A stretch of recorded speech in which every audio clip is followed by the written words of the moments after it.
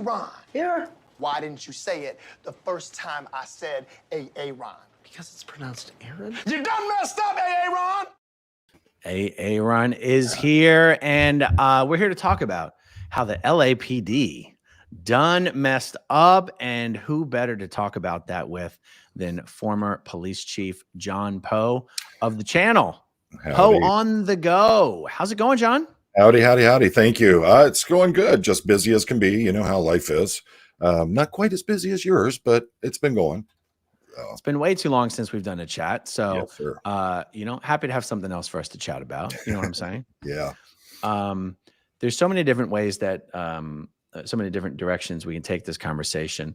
One of the people we're going to be talking about today is this guy who, you know, in my opinion, I don't mind calling him a corrupt cop, Timothy Tallman. You know, by the way, I don't think you have to be taking bribes to be a corrupt cop. You can just be not serving the public interest. And in my opinion, you're a corrupt cop. Now this guy's got a documented history of working with Scientology, very friendly with Scientology. He performs at their events. He's a singer. He's a triple threat: singer, dancer, actor, singer, model. What is it? Singer, actor. What's the triple threat? Is it dancer, you guys? Singer, dancer, actor is triple actor. threat. Yes, we've got to remember his great performance in Wicked. So yes, I was. He is. Scientology has put him in their publications many times. And when he showed up on the scene on Friday afternoon, it was very clear he had some sort of an agenda. It was just very, very clear. I know you've seen a lot of the videos. You've seen a lot of the commentary. Just what are some of your initial reactions to what you saw? It's a snafu situation, normal, all effed up, basically. I think that, you know, one of the first things I saw is when you arrived over there by the Foot Locker, you went to go talk to the officers. Was the sergeant already on scene? It appeared that he was on scene there pretty early. There was like, depending on when exactly we're talking about, the first time I showed up to the scene when the police were on the scene, maybe there was only 4 officers there at that time. Okay. It was very soon after that, 10 officers. Eventually there were 20 officers. So I'll tell you what was frustrating to me, and keep me on track here. Rein me in if I get too far off of the answer to your question. Okay. 3 separate times officers came up and asked me to basically start from scratch in identifying myself and explaining the whole story. And the third time that happened was after Tim Tallman showed up on the scene, and he approached me with some new officers who wanted me to now tell the entire story all over again. And I said, I'm sorry, I'm very confused. I've already been dealing with the investigating officer. Right. Why is someone else now coming up to me asking me to rehash the whole thing? And why do you even want my statement? Just watch the videos. Stop asking for people's opinion. Just watch the videos. And they said, well, because we're the Hollywood division. And I said, oh, you're the Hollywood division. And they go, yes. Oh, so you're the division that has jurisdiction here. Yes. So you're just showing up now after 2 hours. Well, I got a few points on that. They said they had been off dealing with a bomb threat. And I said, oh, that's funny. Was it a Scientology bomb threat? And they laughed. And I said, I'm sorry. I'm not trying to be difficult, guys, but please, you have to explain something to me. If you're the right division, then why have I already been introduced to an investigating officer from the division that is apparently the wrong division? And why have I been speaking to the wrong people for the last 2 hours? Anyway, it was what was going on? I got a few points on that. First is that shows you right there a clear lack of supervision, what's going on with the officers on scene. If you're having to tell multiple officers the same incident information, when every one of them that you talked to previously should have had their notes out, should have been ready to go on it. They should have been able to talk right to their supervisor and say, hey, look, this is what we've got. He says he was assaulted by Dogman, and, you know, they should have been able to handle that. But that shows a clear lack of supervision or anyone actually being in charge of that scene. It shouldn't be like that.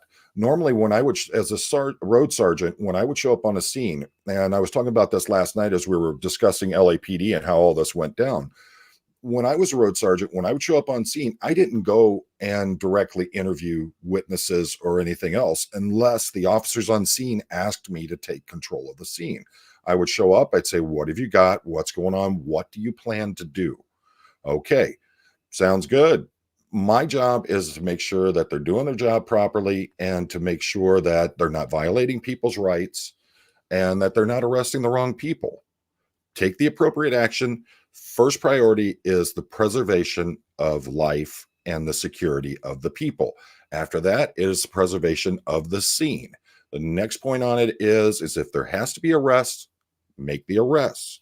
But, you know, from what I saw from point A to point B on this, which I was looking at it as I was talking about it last night, at 1 hour and 11 minutes and 46 seconds into the live stream is when you made contact over there in front of the Foot Locker that I saw. At 3 hours and 4 minutes into it is when they end up arresting you. That's far too long to be out there on that scene. They should have had it all put together and should have knocked it through as quickly as possible. He stopped someone from Mirandizing you because they needed to get out of there. Why? So you were able to see that on the stream? I was going by what you had said about how one officer was Mirandizing you, and we'll just call him Iceman for now because it appears he's trying to be the new Iceman from the movie Colors. When he came over and said, "We got to get out of here. Let's just go." The fact of the matter is you don't do that. If you're going to be talking to someone and an officer's already started Mirandizing them, don't cut them off. Let them finish, because the moment you started, those Miranda rights are starting to go into play. So that's a big mess up right there. You know, from what I saw, it just seemed like everybody's doing their own thing, as I said, without clear supervision on it.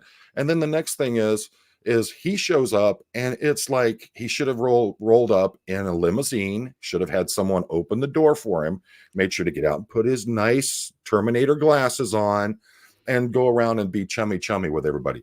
If this was that bad of a scene, why in the world are you going around and being friends with everybody out there? You need to get over there and you need to take care of the problem. Why didn't that sergeant take control? Yeah, this is him. Yeah. This is him showing up on the scene after 2 hours. Look at him. This is unbelievable.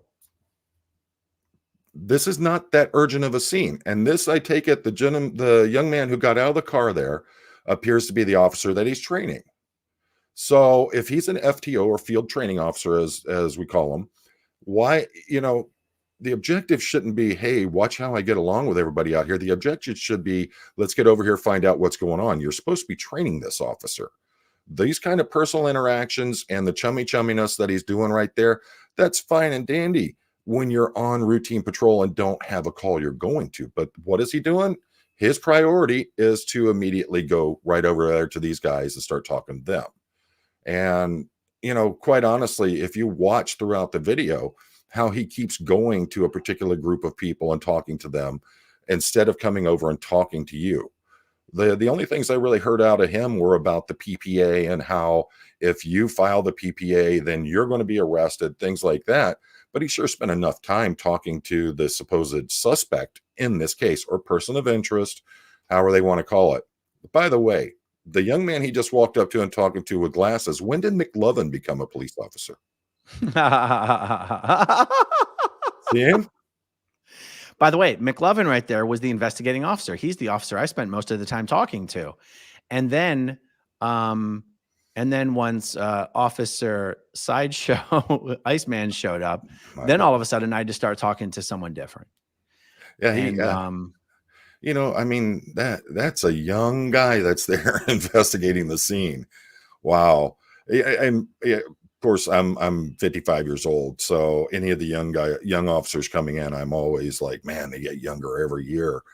But wow, when I saw these two get out, and watch this. This is when he lays eyes on me for the first time here pretty soon. I'm sure he knew who you were before that. So absolutely.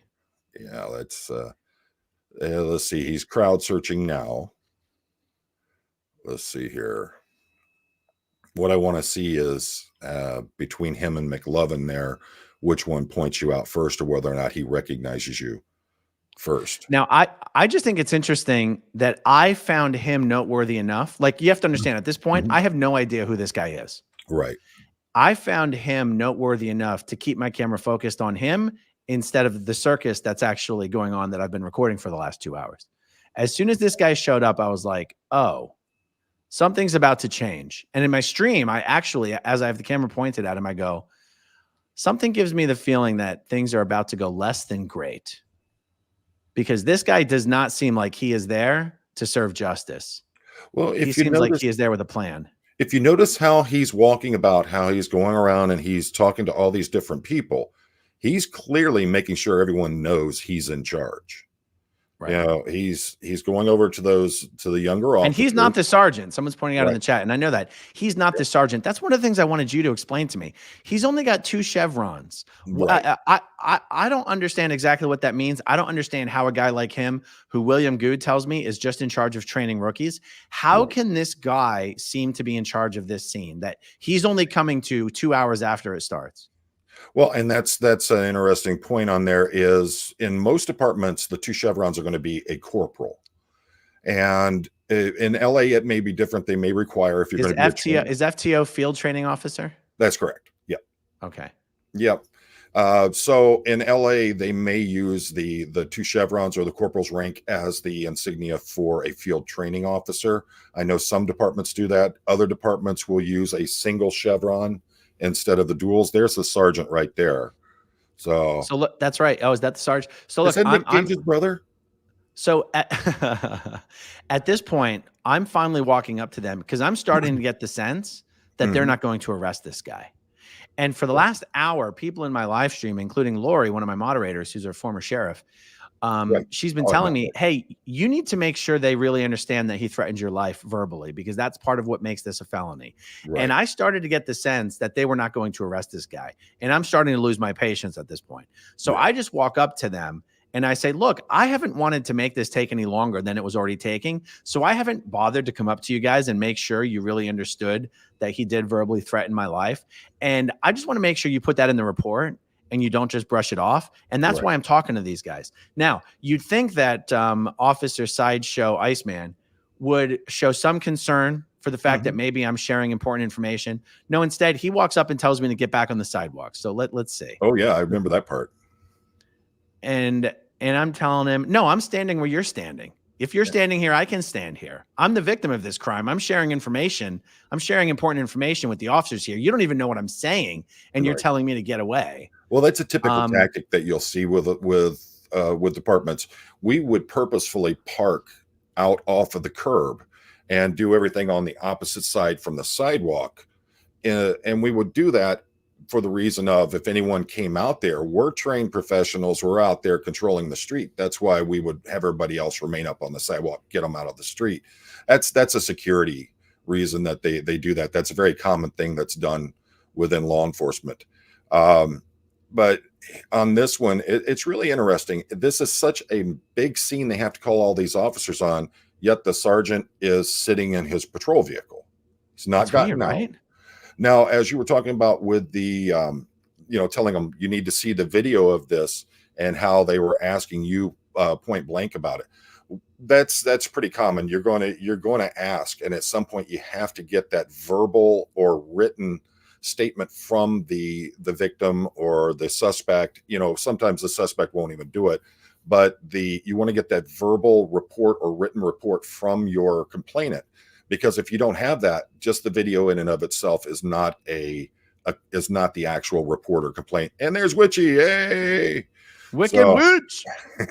My goodness, never even heard of that guy before this. But here's another thing. And I know Lori was talking specifically about the fact that he was saying he was going to KU, but he had already committed, my understanding, by almost every state law. When he used that cane to strike you and strike your phone out of your hand, he used a weapon to do so. And it further constitutes it with the fact that he said he was going to F and K you as he's getting the dog and going away. He's already, if this was in Michigan and most states that I know, he's already committed that felony assault on you. That was a smart move, handing your phone off, because who knows what would have happened to your phone. Yeah. Now, Jeffrey Augustine had brought up the point about the formation they get into here. And Yeah. quite honestly, this is not an unusual one. I've been trained in it. It's considered a phalanx formation. And it's basically from the Greek era, where you form basically a square around the subject that you're going to be arresting. Like in here, they come up, they bring this front up, they build it across, stopping anybody else from doing it. You have those are your security officers that are doing the actual formation itself. Then your arresting officers will come through, it'll open up, they're allowed to get the person, bring them back in, and it creates a safe space for that. I mean, honestly, I would have called for something like that on scene there with that, no matter what was going on, simply because there were so many people out there. That's just a security maneuver on that. It's quite common with that. And as you see here, they're also doing a good job with the security, where they bring you out, take you into the street so that they can keep the rest of the public away from you and out of the street. And then you have officers post up to, oh, he's got to get them glasses back on. You can have the officers come up and they're posting out on it to make sure that no one can come through on it. Now, Let me ask you one opinion on something real quick. Go ahead. They did not. They basically told this guy. They basically told him without putting him in cuffs that they were going to be arresting him, and they basically held out a plastic bag for him to empty all of his pockets into the plastic bag. Yeah. And he's pulling out knives and weapons. And yet with me, they throw me right in cuffs and, frisk me and search me and pull everything out of my pockets. What is going on there? That was something I was talking about last night in my live on this, that it shows that there is a clear consideration for him that's not being shown to you. It's showing that there is they have some kind of camaraderie, some kind of friendship, something going on that allows them to be that easy with him. Someone brought up in my chat last night, is it possible that he's also maybe an informant and works for the police? And you see this guy front and center? Yes. William Good has had that officer suspended for following William around while he was off duty, harassing him. I just wanted to mention that. Yeah, he's a lot of people were angry about how some of the officers were standing and their body posture and all that, and about some of them laughing and how they do that. The problem is, it's not illegal and it's not against department policy to be an a-hole. I mean, honestly, where you can show unprofessional acts. Oh, look, he's the one. Oh, he's the one that told the guy to stop reading me my Miranda rights. That's where it happens right there. Watch this. Right there. Watch this. That's where he does it. Get him out of here. Get him in the car. Get him out of here. Yeah, I see that. Yeah, and he's. You know what? Let me turn the audio on at the risk of a lot of foul language that might be going on here. Let me see if they can happen to pick up any of that audio. Hold on. Y'all have to be dealing with our lawyers pretty soon. I hope you really can really explain to our lawyers what in the hell you're doing.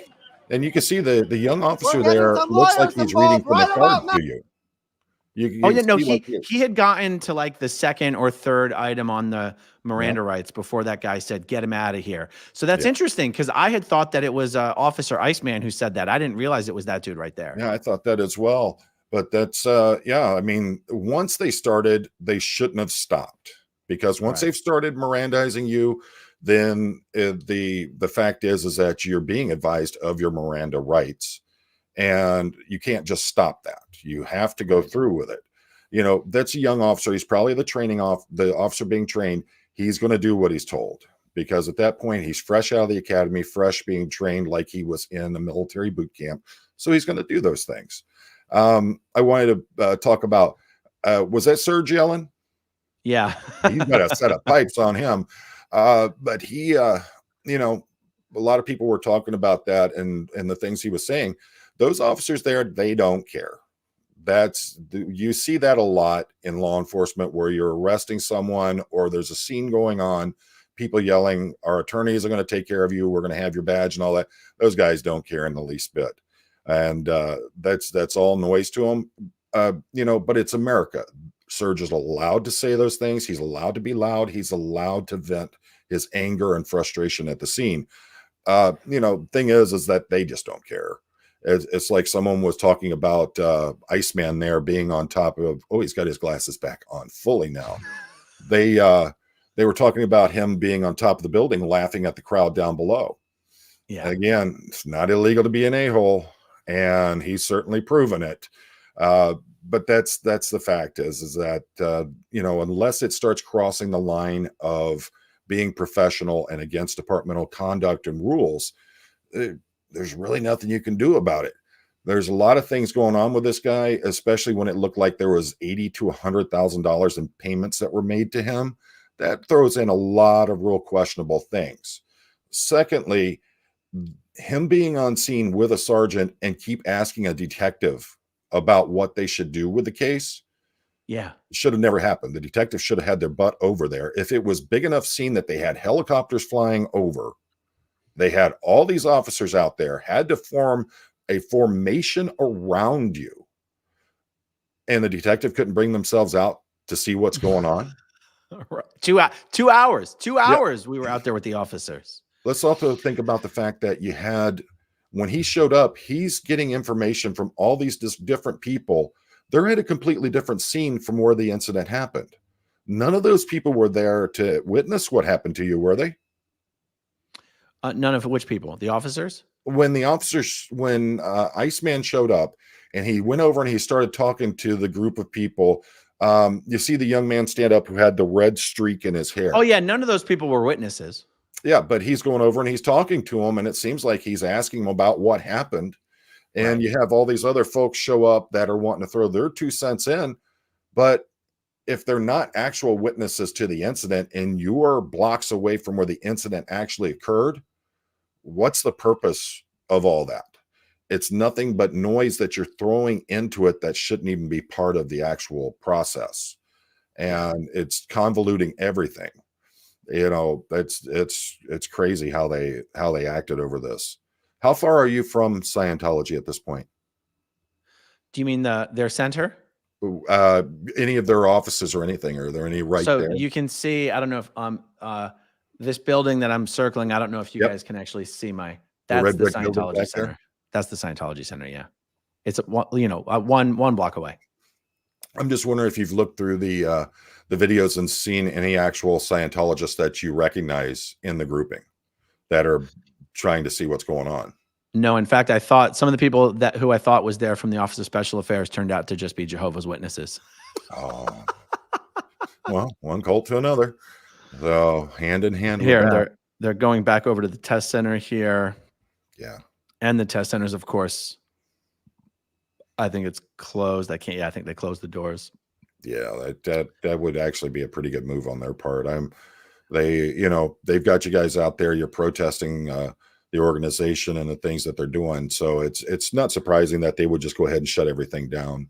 I mean, so let me ask you this, based on all the video that you've seen, what's your opinion on the subject of a false arrest? What exactly is a false arrest, and was this a false arrest? Well, the first problem I've got with their statement is that only one party was arrested in this.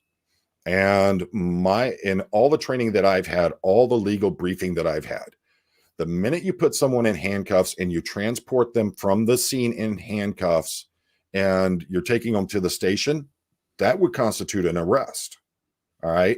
It doesn't matter if you were released without charges or anything like that. You were arrested to that point. An attorney should be able to handle that. And it occurred to me, I think I've said this in one of my things now already, but at one point I did say, after hours, I said, can you please tell me why I have not yet spoken to a detective? Because I saw the other guy was brought back to the detective's offices. I said, how come I haven't spoken to a detective? And they said, it's because you haven't been processed yet. Now, processed means you've been arrested and they're going to fingerprint you. They're going to do whatever. I mean, is that what that means? That's exactly what it is. It's in past times, it would be called being booked in or booking. Right. And I said, well, how come I haven't been processed yet? And they said, because it takes a long time and the other guy's being processed before you. It's actually really simple. They take you to a desk. They take everything out of your pockets. They take any strings that are, if you have a hoodie on it that has strings in it, anything like that, anything you could hurt yourself or them with. They take all that from you. It goes into generally a clear plastic bag or some kind of plastic tote that has a piece of paper with your information on it. Then they take down all of your information, then fingerprint you, make sure you're good to go. If they have some kind of jumpsuit or something like that that they put you in, then they're going to put you in that at that point. It literally, we could process someone in at our department 10, 15 minutes. It is not a long process. Once they fingerprinted you, if they try to say, well, it takes a while for the fingerprint, no, that's garbage, because you go ahead, you process them, put them into a holding cell, and go from that point. The only time it would be anything like that is if you are visibly injured, need medical attention in the police station. If you are aggressive and combative, that's another thing. Or we had a lot of people that we would bring in who were highly intoxicated, and you just couldn't do anything with them. They would literally be drooling and falling over. It's more dangerous to have them out there trying to process them in than just go ahead and put them into a cell, put them to sleep, put them on their side, and just keep an eye on them. But other than that, there were no extenuating circumstances which would cause them not to go ahead and process you in right through. If they had enough time to do it with Dogman, why didn't they have it to do it with you? Well, and also when William Good and Jeff Augustine and Graham Barry, when they went and pretty much managed to know what the status was and what was going to happen and why it hadn't been released yet, they said it's because we need to fingerprint him and run his prints through the national database and see if he's got any warrants outstanding anywhere. So even the officers were basically telling people, yes, he's been arrested. He's not been processed yet. And so now they're acting like, no, he was never arrested. But in your opinion, what is the definition of a false arrest, and what would this have been one?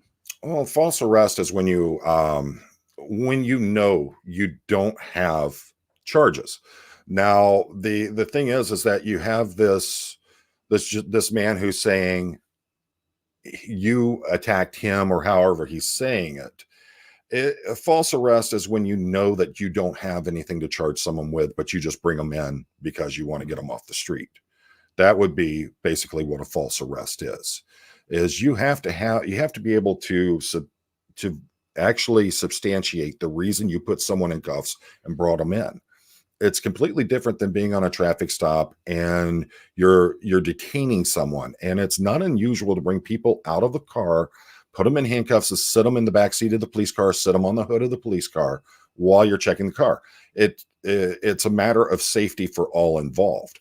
And in this situation, arresting you, they have a subject who's signing a PPA already and saying he wants you arrested. I don't know if it would fall under the criteria of a false arrest at that point, but that's why someone like Zach or an attorney. But they have the video footage. The guy can say whatever he wants to say. They have the video footage showing the entire lead up to the thing. Can they really use the explanation, or can they really use the justification or whatever? Well, he's saying that you did the X, Y, and Z. And you go, why do you keep talking about what he's saying when you've already seen the videos yourself? And I've brought it up and I've shown it on my channel a couple of times now. Let me find it real quick. The actual California Penal Code for stalking and harassment, 646.9, where it says any person who willfully, maliciously, and repeatedly follows or willfully and maliciously harasses another person and who makes a credible threat with the intent to place the person in reasonable fear for his or her safety. When you start piecing that down and you start looking at how this went down, watching your video, first off, you arrived in LA at 9 o'clock in the morning, didn't you, that day? Yes, exactly. All right. So it's going to be kind of hard. It's going to be very hard for you to willfully and maliciously follow and harass that person. How could you do it if you weren't even in the state? Then secondly, it's a big word, and a lot of people don't realize it. It's 3 letters where it says, and makes a credible threat with the intent to place that person in reasonable fear for his or her safety. How is asking that man, are you the guy that sicked the dog on us back there, or sicked it on the other people? How is that putting him in credible threat of his own safety?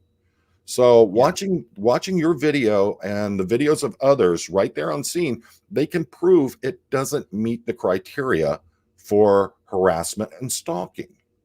And So, even if and also there's specifically felony stalking, because we have Officer Iceman on camera saying, okay, well, if you do want us to proceed with the arrest, likely we will have to arrest you for felony stalking. He specifically, and in my opinion, that was specifically an effort to intimidate me into dropping it. Oh, you're going to arrest me for a felony? So like, right. even if he wanted to take the guy's word for it that he was being followed or shouted at or something, Right.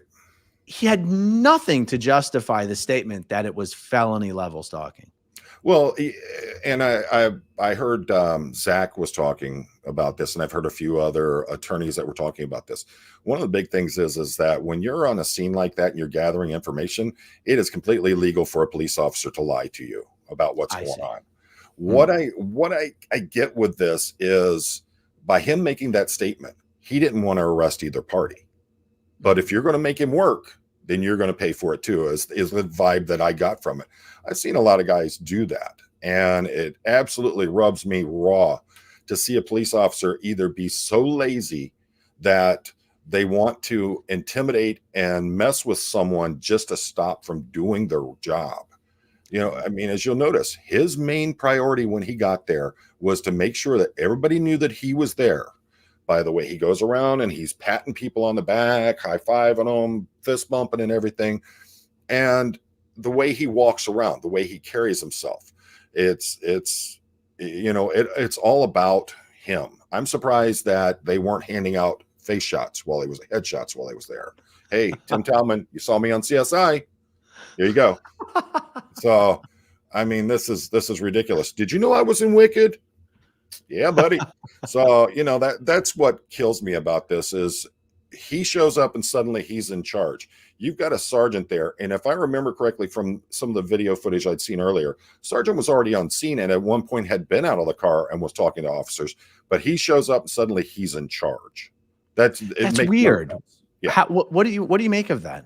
There's a lot more going on behind the scenes, and it may very well be that Nick Cage's brother, the sergeant there, he may be one of those that he's getting. I've seen that too, where they get short on time and they basically put it off on the person below them. I personally, when I was out there as the road sergeant, I was going to those calls. I was making sure they were doing what they were supposed to be doing. And he's more or less just standing around letting Tallman do everything for him and take over the scene.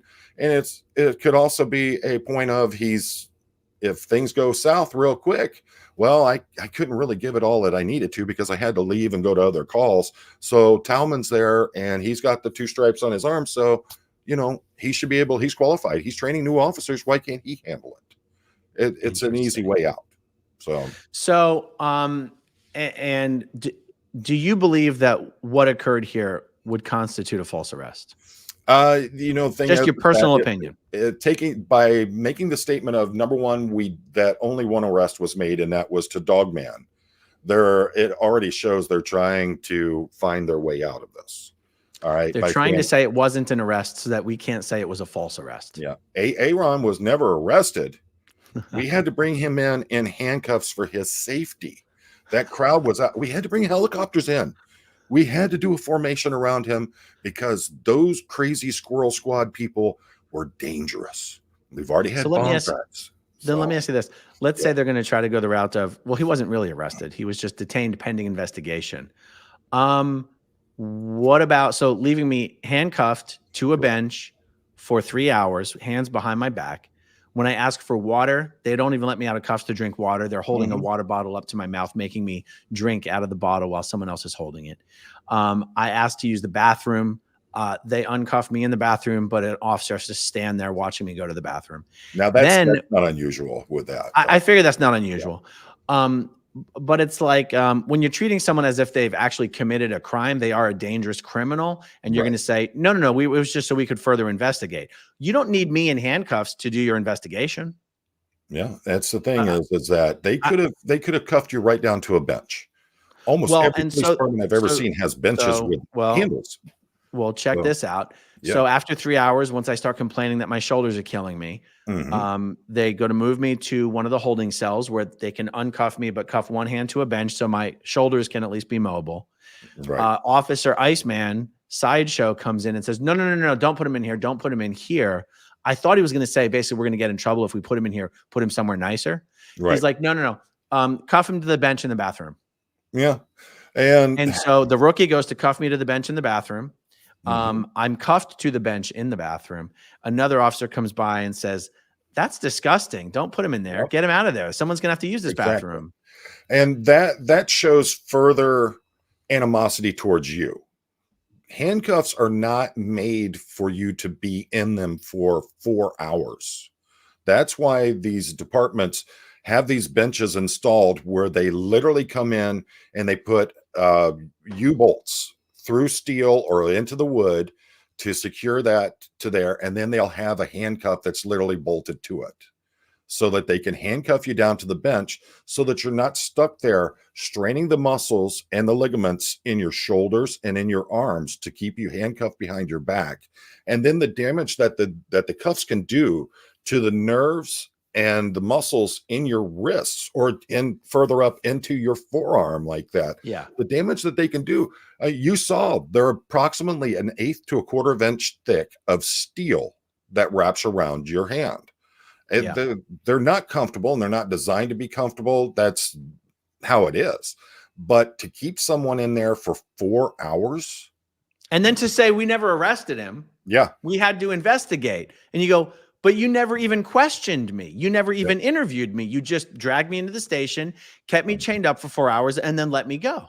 And if you were that dangerous of a person that they had to keep you handcuffed behind your back like that, why were you not in shackles? I know that LAPD has shackles. It's literally a leather belt that goes around your waist. It has a chain that goes down and it allows them to put handcuffs or shackles around your ankles so that you can only move in shuffling movements. And then your hands will be handcuffed together and go down to your groin area on the belt where they will be attached to that belt.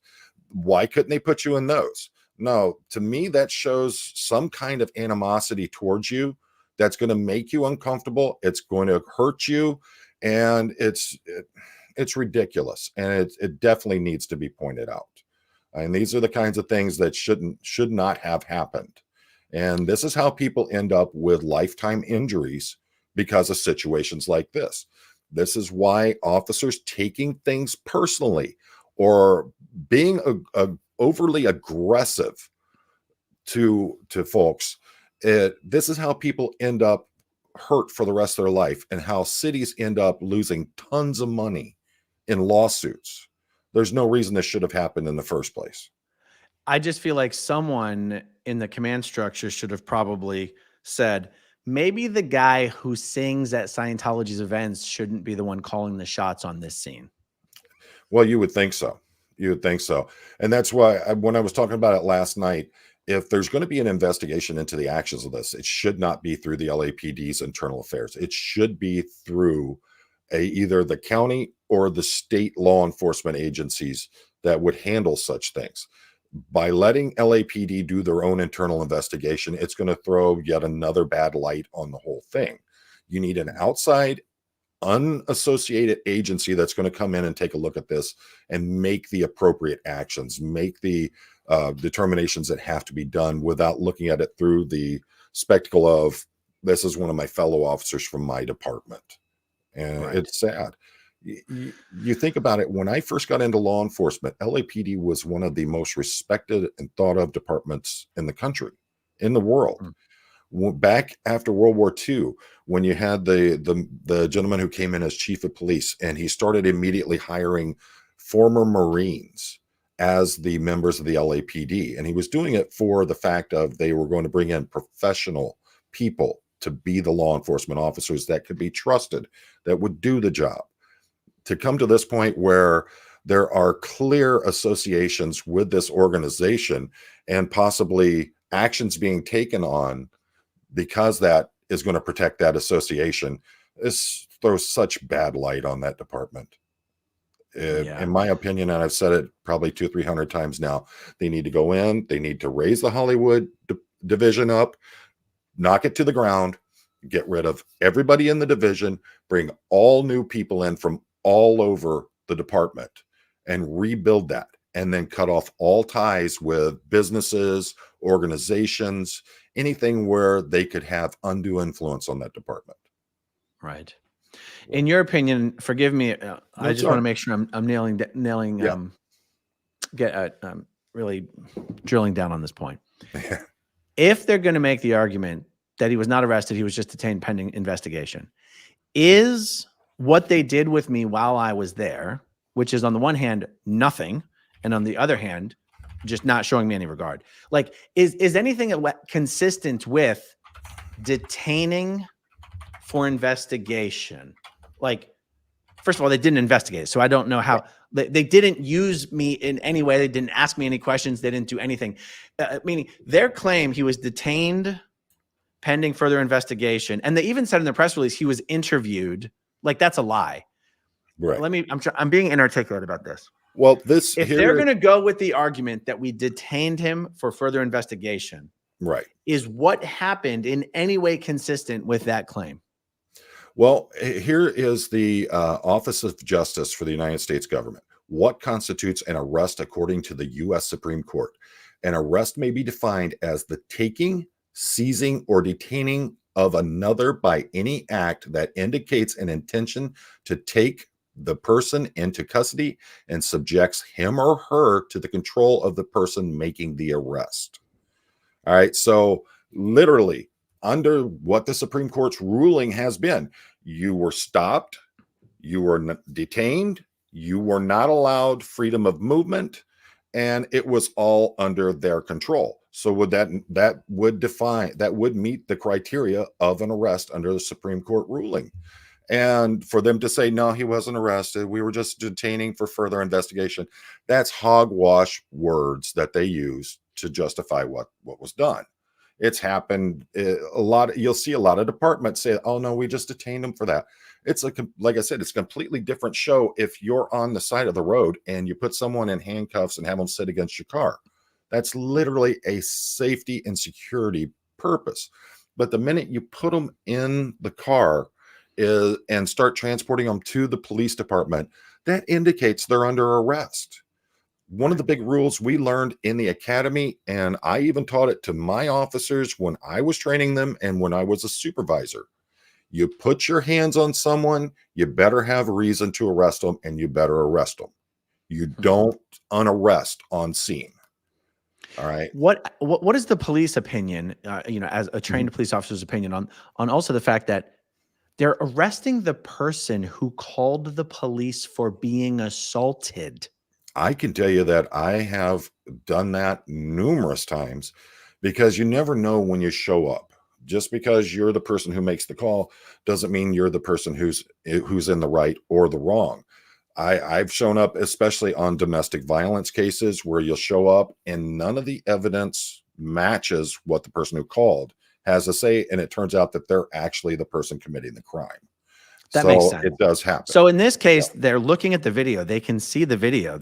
I mean, we can. I know it's easy. People like to say the police officers are just totally ignorant and dumb and whatever, but it's like they're not really. Like, they're at least semi-intelligent human beings. Right. You can see on the video that I'm standing on a public sidewalk. I'm holding a camera. I'm not approaching the guy. I'm not yelling at the guy. I'm not antagonizing the guy. And he literally assaults me with his cane, his fists, and his dog. You didn't raise your voice. So how are there 20 officers on the scene? Because it's not like it's just Tallman's fault. There's no way Tim Tallman just showed up and made the sole decision, we're gonna arrest this guy for felony stalking. I don't even know what my question is here. I don't understand. Well, what's the police perspective on? Okay, you're talking about a scenario where you showed up, domestic violence. He said, she said it. It turns out the person who called was really the aggressor. But in this case, you've got video. We have your statement, which apparently no one decided to write down. And then you have the video evidence to support what you're saying. I mean, honestly, if I'm on scene and I got something like that, that's a win situation. You've just literally handed me all the things I need to make the arrest. And go ahead. I have one other thing I want to add here. About an hour before Tallman showed up, Right. the officer who seemed to be the officer in charge said to me, could you please just ask all your friends here to back up so that it will be easier to put him into handcuffs? In other words, we were basically told we're going to arrest him. Mm-hmm. Please make this as easy on us as possible. And Right. no one was saying, and by the way, we might arrest you as well. That Oh, no. wasn't until Tallman came on scene. That was the first time anyone had. Tallman was the first one to ever say that to me. And he was 2 hours late to the party.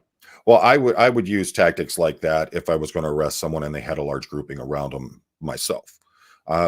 Hey, I'm about to take this guy into custody, but I'm worried about how your friends are going to react. Can you get them all to back up and come over here and talk to me? I would do that. It's going to be the safest, easiest way to do it. I get you over there away from the group that you're with, and then I'm going to make the arrest on you. It also is smart in the sense of if they're going to arrest that guy, is there a possibility someone in the crowd's going to do something? And I can tell you, I've been in situations where we've had large groupings of people and we're going to make arrests and suddenly glass bottles start raining down from the sky on us. It's not unheard of. Oh, no, my point there wasn't that there was anything wrong with them asking us to step back, but that an hour before Tallman arrived, we were literally told, okay, we're arresting this guy. And nobody was making any overtures towards me whatsoever that I'd done something wrong. It wasn't until Tallman showed up on scene that now he's like, oh, we're going to be arresting both of them. I wouldn't be surprised. I mean, once you start getting through discovery, the radio recordings, the text messages, those kinds of things, were they told, okay, hold off, I'll be there and we'll get it taken care of as soon as I get there? You know, should have been one of the big things about these kinds of incidents and situations is that you want to do it as expeditiously as possible. Get the information, get the job done, get out of there, because you have a crowd that's growing. They called in. It's not, a lot of people were asking about the helicopters. That's not unusual. You have a large grouping of people that are out there. Some of them are being loud. I mean, we already said Serge had a great set of pipes going there. So it happens. But the thing is, you want to get it done and get out of there as quickly as possible. There shouldn't have been 2 hours of delay in that. There shouldn't have been an hour of waiting for Tallman to get there to discuss this with you. It should That is what was so crazy, is we were like, how does it take officers 2.5 hours to arrest a guy when they're being shown the video evidence of what occurred? What are they there talking about? Right. Like, we just had literally no idea why they were standing there with this guy for 2 hours. We assumed it was because they needed someone to come and get the dog. But I don't know. How would you have handled? Is that normal? Like, we're going to wait 2 hours for someone to come and get a dog? Me personally, I've worked with dogs my whole life. So there had to be somebody there who knew how to take care of a dog, unless they have a specific departmental policy that you don't do it. 9 times out of 10, I'd show up with something like that. They had a dog, and you saw how the dog was. The dog is feeding off the energy of who's handling it. When the older guy with the Marine Corps patches on his vest was handling the dog, that dog's flopping around, wagging his tail, having a good time. So I've made the comment a few times, and I want to make it very clear. I don't believe there's such a thing as a bad dog. I believe that there are bad owners and handlers. That dog looked like he was happy, having a good old time, getting a lot of attention from folks.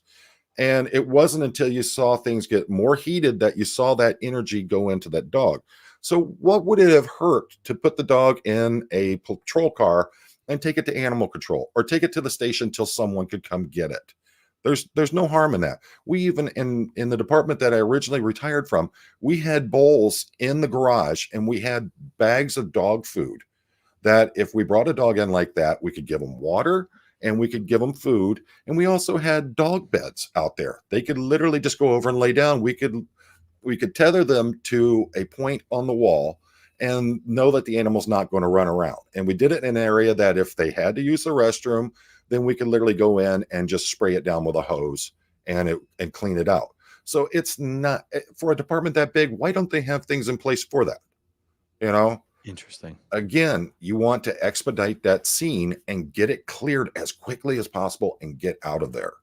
And Yeah. all of this just tells me that there were other factors that are playing into this, and people saying, stop, let me get there, let me handle it.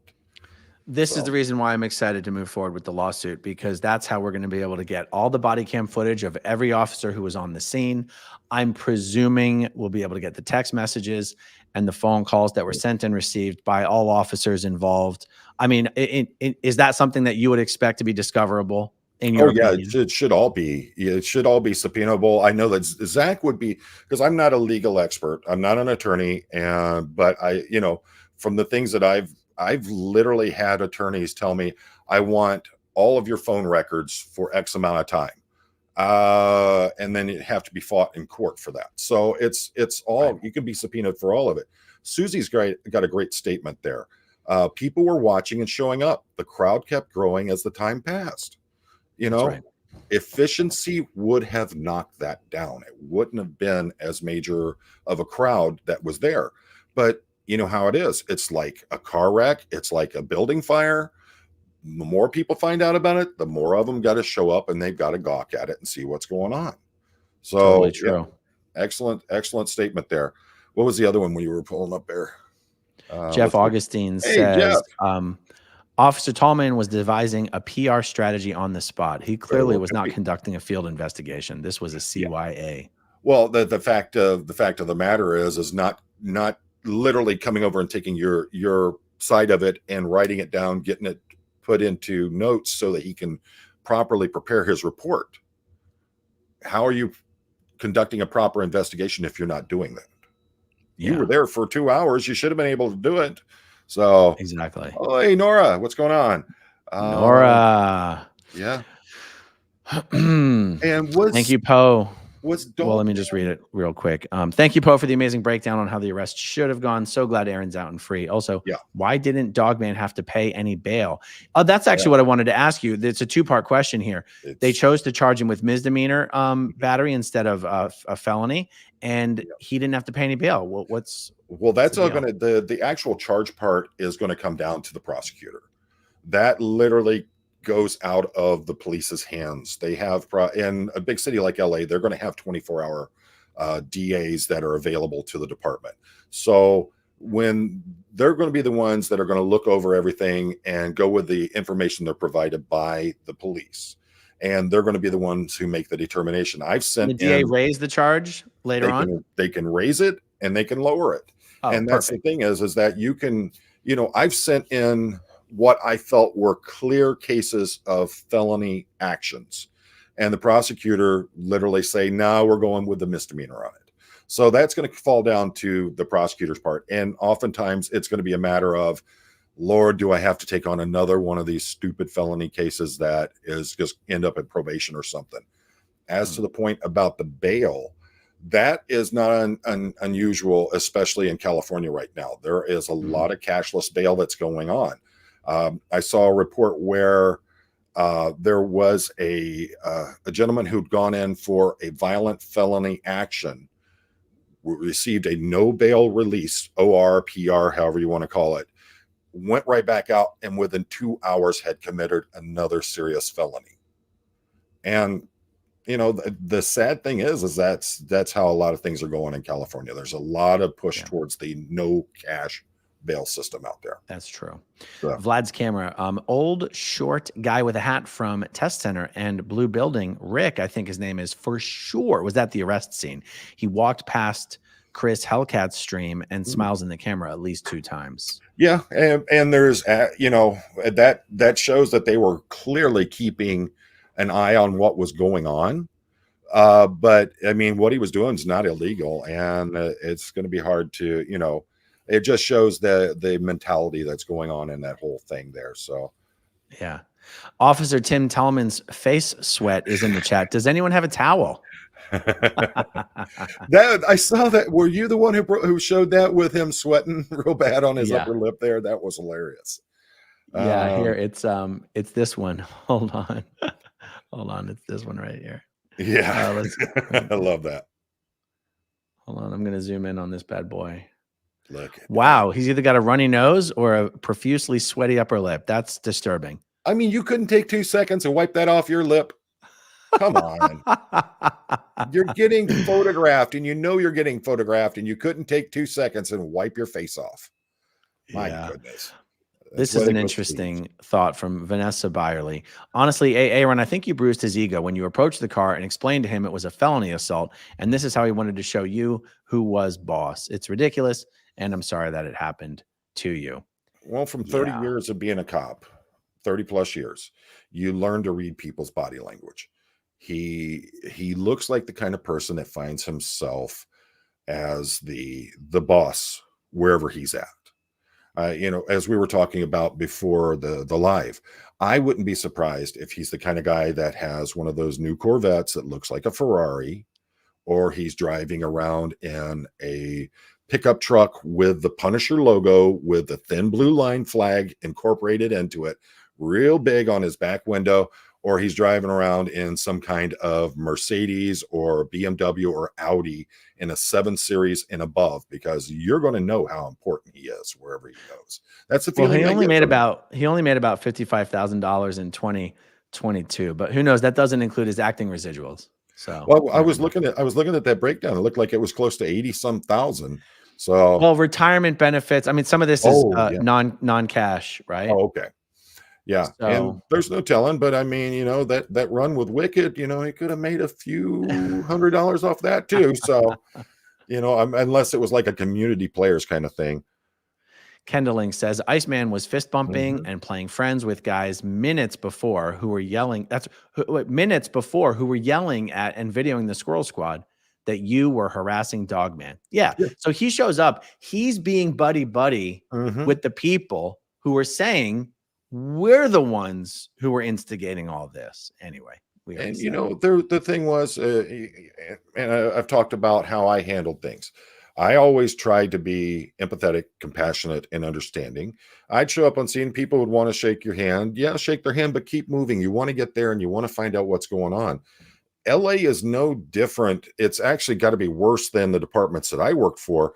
When I would come in some days to start a shift, there would be anywhere from 10 to 30 calls waiting for us once we started our shift and hit the road. So you don't have time to be doing those kinds of things. Your job is get there, get the scene taken care of, make sure everything's secure, right. end any threats, and go. That's an excellent point. That's an excellent point. There's already like 15 to 17 officers on the scene, and Mhm. you're showing up presumably to help get this wrapped up, and you're going to BS around Yeah. for several minutes. That just shows sort of a mentality of that Mhm. he's not even taking the job seriously. I get the feeling that he's the kind that if he showed up and there was a known actor or actress, they weren't leaving without his headshot. That's the kind of feeling I got from this guy. And if you watched how he walked, how he carries himself, he's walking around, he's got his shoulders back, he's got himself standing up tall. Everybody else is just walking around normal. All the other officers are. But as he's going, you see how he walks, and he walks like there's a purpose in his step in everything that he does. But yet he's just walking up and fist bumping people, talking to him. Hey, how's it going? Yeah, go show me some love. That kind of stuff. That's what I got from him, is that it was about making sure we knew who he is. Just so much here to examine. I'd like to know if, based on the video proof provided at scene and Aaron showing a head injury, well, here's the thing, and a lot of people have asked me about that. You appeared to be in possession of your faculties. You didn't appear that this was an immediate egregious kind of thing. I don't know if you asked for medical attention. I couldn't hear it all. And sometimes I was skimming through the video, so I didn't get to hear it all. But if you're not showing anything that would show a clear and immediate need for medical attention, then that's something you take care of when we get you to the station. Have somebody check you out, make sure that you're good to go. I mean, it's not like you had hair hiding the injury to your head. I mean, that's just like Tallman. If he got whopped in the head, it'd show up just like it would for you. But unless there's something that clearly shows that there is a need for that medical attention right there, that's not a big thing. Had they processed you properly, that would have been one of the questions they would have asked you. Do you have any injury that you need medical attention right now? Right. Think about it. And You I got hit. do, if I recall correctly, when they first, chained me to that bench or whatever, Mhm. I do think I was asked some sort of a question of, do you need medical attention? I was probably asked that. I vaguely recall some question like that. And it's like, I mean, the truth is I just didn't. I mean, I Mhm. just didn't. I mean, Right. Well, the what's the thing, doctor going to do? I mean, I'm not even someone who intends to go to a doctor. Like, what are they going to do? Say, yep, right. you got a bump on your head. Yep, take some Advil. Well, Yeah. whatever. Yeah. And that's, and clearly you were upset. It was a high stress situation. Yeah, your head might have been hurting a little bit, but your main focus is on, why am I in handcuffs? Why am I sitting here when I should be out and free while this guy's sitting in a jail cell for assaulting me? So that's Right. understandable that your actual focus would be on something else. Yeah. So I mean, it, even Tallman, I think, is one of the guys who came up to me is like, are you okay? Do mhm. you need anything? Do you Oh need yeah. some water? Do you need some food? Are you good? And I Yeah. was like, I'm as good as I need to be right now. That was What's he my gonna answer do? to him. Is he gonna give you a I'm dog as bowl? okay as I need to be. Like, what do you Yeah. want me to do? I'm great. Like, it's a weird question to I'm ask. just having a vacation. Well, it's like they said, come on vacation, leave on probation. So what's he gonna do? Put a dog bowl in front of you on a table and have you eat out of it with your hands behind your back? Yeah. Come on. By the Uh, way, when they moved me to the holding cell, mhm. it was a relief to have my shoulders mobile again. But Yeah. the handcuff was still killing my wrist. There Oh, was yeah. a sandwich in a wrapper on the ground that I Mhm. guess had been delivered earlier for someone else. I actually dumped out the sandwich and threw the sandwich on the ground. And I took the plastic wrapper and I stuffed it between the handcuffs Oh, and my yeah. wrist so that they at least wouldn't keep digging into the skin the same way. I thought I was like MacGyver in there. Yeah. Well, and believe me, folks who have been to jail and are kind of professional out being arrested, you wouldn't believe how crafty they get with stuff. So that's not unusual. And you were just looking for relief because I know that those were cutting into you pretty good. Yeah. Let's see, Sir Crepitus. He did the $50 super on that. He was saying Where? something. He's officer Oh, from a let's see. large agency. Oh, Well, Sir Crepitus. I was a peace officer for a large agency in California for 34 years and recently retired. Mr. Poe is 100% correct in everything he says. There is case law about detentions, backseat detentions, and arrest. You were arrested, not just simply detained. yeah, and Sir There you Crepitus has go. got 2 years on me in law enforcement. So, that's the thing. And each state's going to have its own laws, its own ordinances, its own set of principles on these things. But it all comes down to, there is a common thread throughout law enforcement throughout the United States. You put somebody in handcuffs, you take them to the police station, they're under arrest. That's generally how it's thought of. And like I said earlier, you put your hands on somebody, you better be able to justify an arrest of them. You don't just grab them and then let them go. Coffee Max says, as an attorney with extensive experience in criminal law and having been a prosecutor and a defense attorney, I can say that your arrest, Aaron, was complete BS. Yeah. Yeah. And I've been trying, and I did it, on my lives. One of the things I was trying to be very clear about is, when I'm looking at your situation and what happened with you, I come at it as a police officer in the way that I look at it and the way I talk about it. And it's an unbiased, it's an open and a very clear view of what I'm talking about. And a lot of folks, I understand, a lot of people are very upset. Their emotions are very high on this. And the fact is that, take your emotions out of it. Look at the actual facts of it without getting emotional, and you're going to clearly see how this was a mess from the start. It was a snafu, situation normal, all effed up. So yeah, I think that it was, my personal opinion as a former chief of police, as a former command officer, is that this was handled wrong from the start. They should have handled it. The first officers that you dealt with should have been the ones who started everything and should have followed it through. Every agency I've ever worked with, ever dealt with, 9 times out of 10, the first officer on the scene or the first one to make contact is the one who handles it from beginning to end. Otherwise, you start getting into problems with the chain of custody, and that includes report writing and everything else. There is a chain and a precision, a way that things are handled. And if you're not doing it properly, then you throw in so many opportunities for the whole thing to be thrown out and get yourself in trouble, get the city in trouble, and next thing you know, they're paying a bunch of money. So, So let me ask you this. Here's a comment on your channel, Arts and Courts. As a law scholar, I say Aaron was arrested. Bare minimum, he was under the impression he was being arrested. He had no reason to believe at any time that he was just being detained. Let me ask you this. In your opinion, why would the LAPD be wanting to say I wasn't arrested? Well, it would seem, as someone who's been in that situation as a chief of police, I would look at it as, how do I diffuse this as quickly as possible and take as much liability off of us as possible? What's wrong with just saying he was arrested and he was released?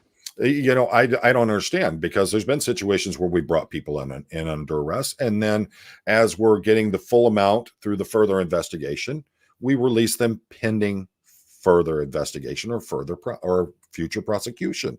That's not unusual. Yes, the person was arrested, they were brought in, they were released without a bail or anything. And the purpose of it is that we're going to gather more information, and we may choose to drop charges altogether in the future. So one question I got, did anyone ever tell you they were arresting you? Well, it started when Officer Iceman Tallman said, if you ask us to proceed with arresting this guy, we will likely arrest you for felony stalking. He said it to my face on camera. Yeah, like I've said, I've seen guys who do stuff like that. Well, if I got to arrest them, you got to go too. And it's, you're going to make me do work. You're going to make me do what I'm getting paid to do, when I could be sitting over at the coffee shop, hanging out and talking, or I could be on my phone. I mean, look, to answer your question, I mean, they never said, we're bringing you into the station for questioning. I was simply told that I would be arrested. And then officers approached me and put me in handcuffs and started to read me my Miranda rights. What is it? What is it supposed to be? Yeah. How about this? Do you read someone their Miranda rights if they're just being detained for investigation or whatever? You don't have to read them the Miranda rights if you're arresting them. The whole purpose of the Miranda rights is to advise them of their rights if you're going to question them in purpose of investigating it. Asking you your name, your personal information, those things, they don't fall under Miranda rights. It's when you are going to say, what did you do? How did you do it? Tell me what you're doing. And if they know that they're going to be looking at you as a person who could be a possible suspect or person of interest in the case, whereas you could be facing criminal charges yourself, then you definitely better get those Miranda rights in there, because anything that you say can be thrown out in court because you weren't Mirandized. So, that they're not going to read you your Miranda rights unless they're placing you under arrest, or they're literally going to question you as a suspect in something. Now, that could have very well been that new officer, just getting, and I've seen it where young officers get a little bit ahead of themselves and start Mirandizing everybody and doing things a little bit too much by the book, when, it just drags on the situation. I'm not arresting this guy. Why are you Mirandizing him? Well, I'm going to ask him questions. Well, until you actually believe they're a suspect in it, there's no need to Mirandize them.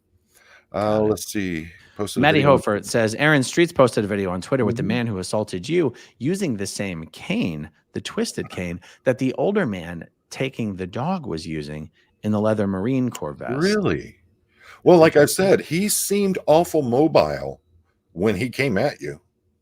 Oh, yeah. So, well, no, and there's other video of him not even using the cane at all and walking like a totally normal person. It's quite possible. I mean, well, I'm understanding that possibly the guy in the Marine Corps vest is the owner of the dog. Oh, that could be interesting. Ms. Pillow, will there be camera footage from inside the station of Aaron's time there and the officer's interaction with him and each other relative to Aaron's detention discoverable? I particularly would love to see the footage of him ordering me to be chained up in the bathroom. Yeah, that's going to be some interesting stuff. And, the thing is that all that should be available under discovery. I know that there are many times where we had to take that footage and turn it over to the prosecutor, so because of the case, and then that becomes, in discovery, anything the prosecutor has is supposed to be turned over to the defense. So let's see. That's great. Well, I'll tell you what, the crew the Clearwater crew. We're going to go down to Flag and do some live streaming. I can hear them. They're here out in the living room waiting for me. Well, So let's wrap this up for now. Go ahead. You see, Chad's in the chat there, Clearwater Chad.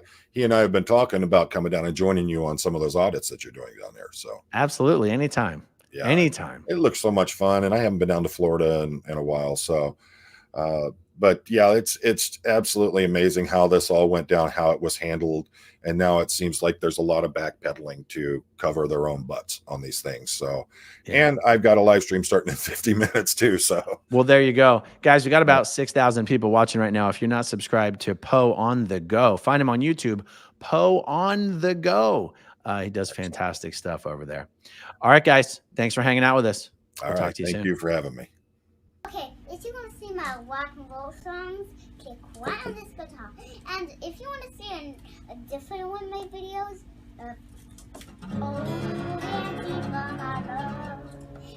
then you could click right inside here. If you have subscribed or not, subscribe